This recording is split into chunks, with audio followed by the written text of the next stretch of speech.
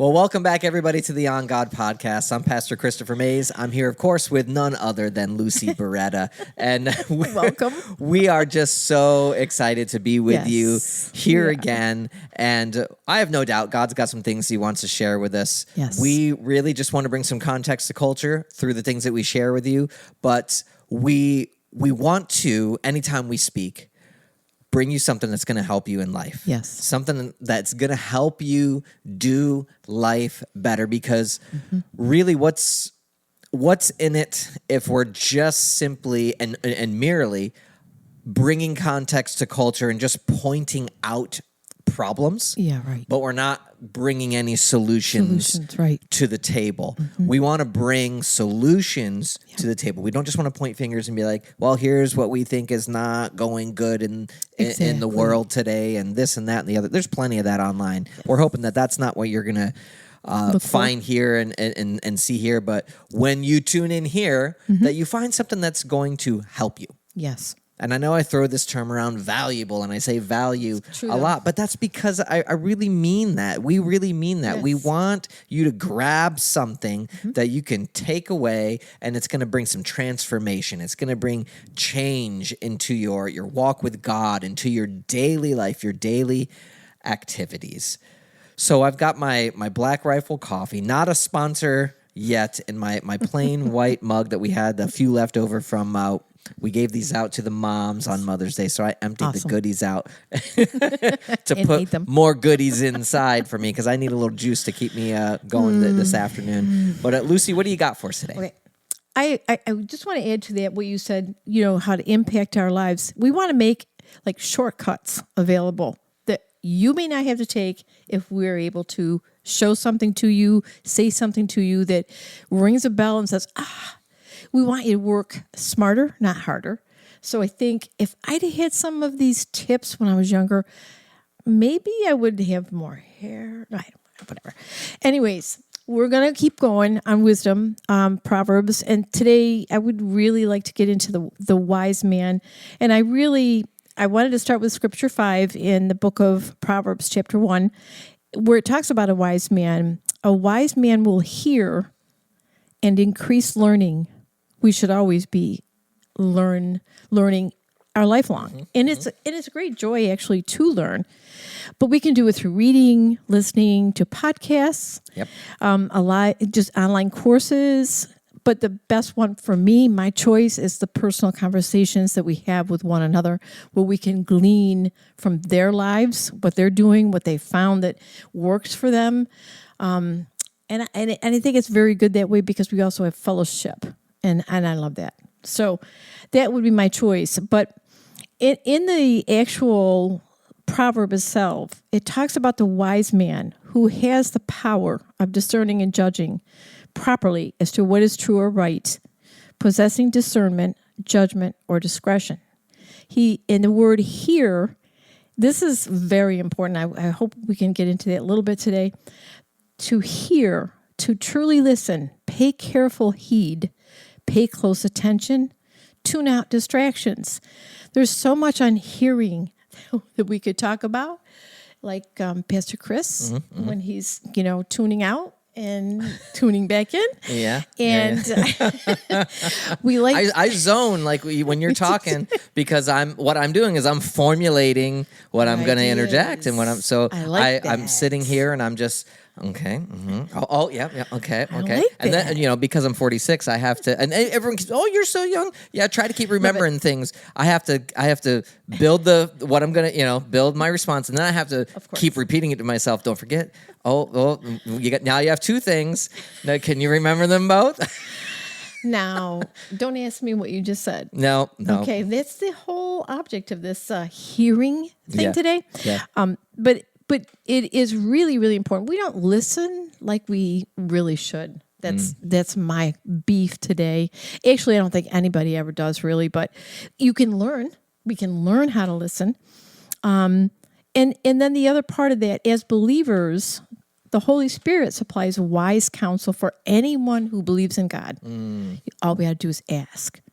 Because we cannot see things accurately. We can't understand fully. All there is to understand We need the perspectives, experiences, and wisdom that comes through other people. And also others can provide what we cannot provide for ourselves. So it's a win-win situation when we listen and we ask questions and find out what's wise for us. And sometimes when we're praying and we ask for wisdom about a situation, we may hear something that's not necessarily God. It might be very, very right. It might be awesome. It might be just everything we thought it would be until we ask him. And he says, that's not for you. It's a good program. It's not for you. So wisdom just draws on what he says, how he depicts what the truths might be for us. And again, wise counsel doesn't always give us a specific plan of action with guaranteed success, but it will lead us to the heart of God and his design for each one of us. So I always say not one of us created in his image and designed to reflect him to the world around us can contain even a fair-sized fraction of all God knows. He's the counselor above all counsels. That is good. You want me to add anything, or Yes. you got okay? Absolutely. So I was reminded how this past Sunday. Well, for us, by the time those of you catch this podcast, it's going to be a few weeks past that time. But it was the 19th. What Lucy and I did together is we shared the podcast with the church, Right. and we aired to the church episode number 2, and then we came up on the platform and we talked a little bit. And here's one of the things that I said, and I want to share with those of you who are tuning in and listening today to this episode. And this goes right along with what Lucy was saying. The absolute treasure we find in learning from people. Yes. Learning from one another. Mm-hmm. You really need to get into some kind of circle of people that you can glean from. All right.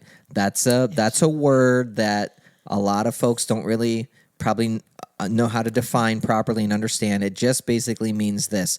There's things you're seeing in their lives, and you're grabbing those things and you are applying them to your walk, your journey, your life, and those things are teaching you what is going to help you also succeed in certain areas. So here's how I would specifically like to encourage some people today. All right. If you are under 40, I would highly encourage you, find some people that you can plug into, that you can invite into your life, or you can get into their life, and have a variety of folks that they're wealthier than you. They are more educated than you. Listen to me. They're more good looking than you. They've got a better marriage than you. They're raising their kids better than you. Whatever it is that you need specifically. Yes. Okay. So maybe you're like 20 something, or you're 18 or 19, and you're like, well, none of those things really apply to me just yet. That's fine. You want to find somebody then that, let's say you're going to college for, computer science or art or something like that. Find somebody who's already in the field, and go and make friends with them. And what is it that you can pull away from the relationship to help you do better at what it is that you're doing. Now, some of these relationships are going to be tangible relationships. They're going to be people you can sit with and have coffee with and things like that, and you can call them. And then some are going to be people that you won't. You'll have indirect relationship with them because you only are able to watch their content on YouTube or things like that, because maybe it might be somebody like Tony Robbins or Tony Evans, you know, I like him. some other awesome Tony out there. Oh, yeah. You know, something to you want to find a class of folks Yes. who have already done it. Yep. And they've done it well, and now you can take something from what you learned from them and then go out yourself and do it. And this is gonna, now, yes, courses are gonna teach you something. You need that. College is gonna teach you something. Do that, please. Books are gonna teach you something. Please read them, you know, but there's just something special about when you learn it from a person through relationship. Either, I would say aim for the direct relationships, all right? But I've had plenty of direct and indirect relationships. I've had folks that we're friends, and they're all those things. They're older, they're better, more money, all that stuff, and I learn from them. I look and I'm like, I aspire to be like they are. And then there are others who it was just their video stuff. It was just their course or their content online. And then there are others that one I did some coaching with years back, and one we developed relationship because he sent out an email, and I just happened to get his email because he was email blasting, and I just happened to get an email, and I bought a product of his, and then we exchanged numbers, and we became friends, and then I did some coaching with him, and now we're just friends. Oh. It just developed over time, and now this guy, his name is Robin Marks. He just recently did a TED Talk. Oh. Yeah, like I got to watch this man from where he started to how he climbed, right? Awesome. But we're peer level. But I as far as like age and life and stuff, I might even be a little older than him, if I'm not mistaken. But I still always looked at him as, okay, he's still ahead of me because he's already done the thing and crushed it at the thing, or did the thing and he's just better at it than me. And I've got a lot I can learn from him. Wonderful. So, yeah. And that was one of the things that I had written down. When we look for someone like that, counselor, mentor, we want to make sure they're of good reputation. They have good character. We don't want somebody that's, maybe not there yet. So considering that along with what their background is, what they can offer. And, like-minded people like-minded people. So if there's something that about someone that they excel in, tap into it, and be honest and just say, gee, I'd really like to learn more. Would you mentor me, or whatever your question would be? And they are wonderful. I have not had Christian mentors, but I have had mentors in my past. One was a vice president of servicing when I was living in Florida for a mortgage corporation. She took me under her wing. And I remember one day she said, are you aware that you're a little bit negative? No, I didn't even really know I was young. I didn't even know what that really meant.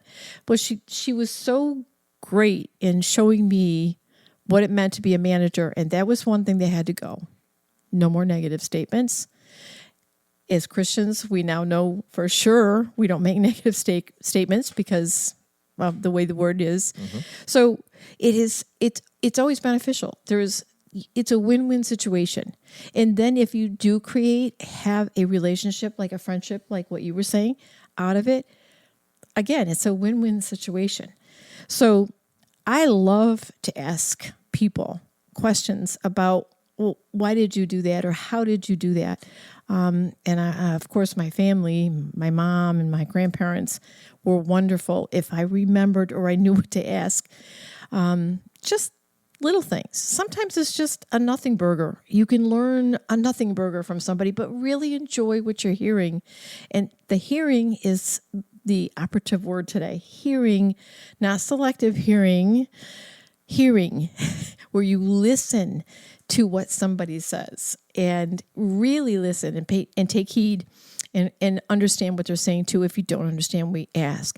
But have you ever had somebody, Chris, when you've been talking, they won't make eye contact? You really can't tell if they're listening or not listening to you. So you kind of try to get their attention. Again, it's, they're not listening, but you don't want to come right out and say it, but you can tell because there's no eye contact. That's important. Yeah. I have a thought. Okay. To put on this, because man, you said something so good, and this really needs to be said. Okay. Because let me just start by saying this: not even though there's probably tons of folks out there and resources and things that are available, that they cast a picture of the company's doing well or the person is doing well. But they're not all worthy of you. Mm-hmm. They're not. So here's what I would say. Please, please, please vet your resources, but even more so, vet your heroes. Yes. Please vet your heroes. So good. What do I mean when I say that? Mm-hmm. I'm going to give an example. Okay. I'm a Marvel fan. Okay. In our house, we love Marvel. We love Lord of the Rings. We love Narnia. We love Star Wars. Mainly me and our daughter Abigail. So it's very common. I come home and she's got Marvel on the TV, and then I get sucked in, of course, right? Some folks are gonna think this might be strange when I say this. I'd have to say of all the Marvel characters, one of the ones that I pay close attention to, and I don't know if I would say he's my favorite, but if I had to use that term, I'd say yeah, he's probably up there. Would be Thor. Okay. Now some folks might be like, whoa, I mean that's Nordic mythology. I mean that doesn't jive with Christianity. Hear me out. Yes. Okay. Please. First off, just a story. All right. I'm not reality. Not reality. Not worshiping Thor. I worship Jesus Christ. Amen. All right. Amen. But here's the thing about Thor's journey. Okay. Thor was very prideful. And his father, Odin, had to humble Thor. Thor was great, but when he wanted to be greater, he had to be humbled first. Right. And then when he was humbled and he finally came to the place where he embraced the humility and he allowed it to be a teachable moment, then Thor became really great and he continued to learn more and more and became better and better and better as a hero. He became a better, he was able to transcend, from just being a macho hero to being a great leader, a sacrificial leader. Okay. A leader who was putting the people before himself. That's part of Thor's journey, and that's why I pay attention to and there are other things as well too, but that's big for me.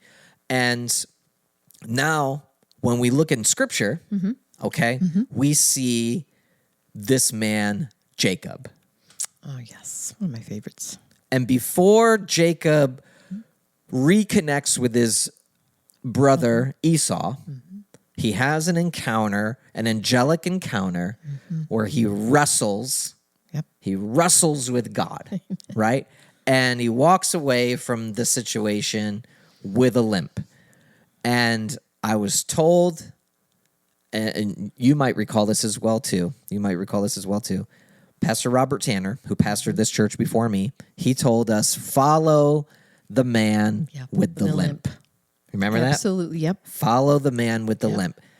That's why I look to Thor in the Marvel cinematic universe. That's good. Because Thor, he may not physically walk with a limp, but he walks with a limp because Dad had to have him go through a process to humble Thor so that Thor could really become what Thor needed to be. Jacob had an encounter before he meets Esau, and this encounter changed him physically, literally, and he walked with a limp.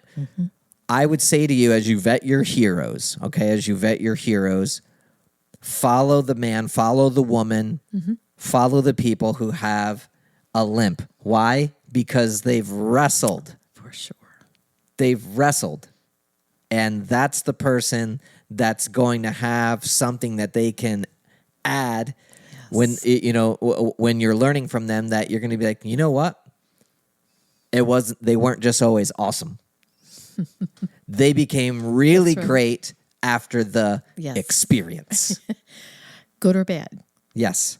I agree. I totally agree. I think that is so, we just need to hear this more today in this culture, because I think we've gotten to the place where we think we can do anything by ourselves. We're an island, and we really aren't.